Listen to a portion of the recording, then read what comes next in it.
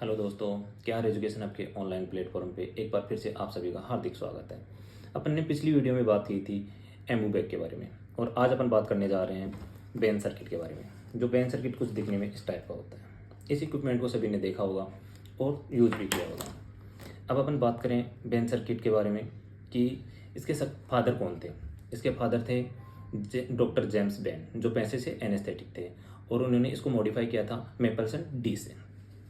ठीक है, एक मेपलसन डी नाम से इंस्ट्रूमेंट आता था जिसका मॉडिफिकेशन है बैन सर्किट। ठीक है दोस्तों, इतना सबको समझ में आया होगा। अब आगे अपन बात करें कि इसके टू पाइप्स होती हैं।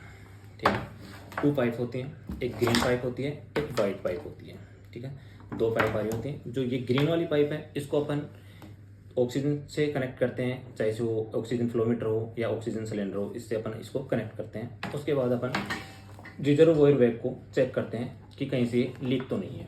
कभी कभी ये यहाँ से लीक हो जाता है या फिर बैग फटा हुआ होता है। ठीक है, अब इसके बारे में आगे बात करें कि जो ये वाइट वाली ट्यूब है इसको कैरोगेटेड ट्यूब के नाम से जाना जाता है, जिसके अंदर से ये जो ग्रीन ट्यूब है ये अंदर से होती हुई आउटलेट तक, पेशेंट आउटलेट तक आती है।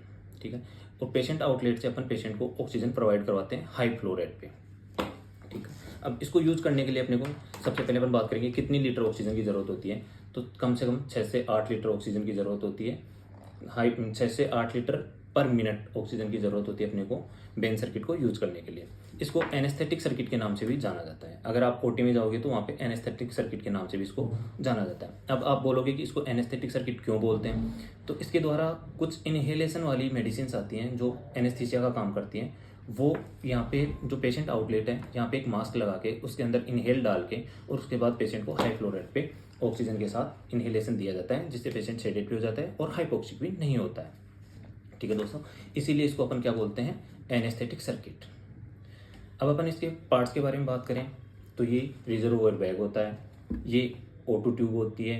ठीक है, और ये जो वाइट वाली आप ट्यूब देख पा रहे हो इसको कैरोगेटेड ट्यूब के नाम से जानते हैं, जिसको एक्सपायरेटरी जो एयर होती है उसको ये वापस लेके आती है। जो पेशेंट, जैसे अपन ने पेशेंट को प्रॉपर मात्रा में हाई फ्लो रेट पे ऑक्सीजन दी, उसके बाद अपन ने इसको रिलीज किया, तो जो पेशेंट CO2 छोड़ रहा है वो इस जो कैरोगेटेड ट्यूब है इसके द्वारा होती हुई यहाँ से आउटलेट से बाहर निकल जाती है, जिसके कारण से पेशेंट CO2 रिटेन नहीं कर पाता। ठीक है, अब अपन बात करें इसके सेकंड पार्ट के बारे में। ये आता है APL वाल्व।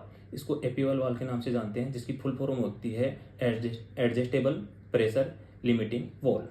ठीक है, जिसके द्वारा अपन इसको जैसे भी रोटेट करेंगे तो इससे अपन पेशेंट को कितनी मात्रा में ऑक्सीजन देनी है उसके अकॉर्डिंग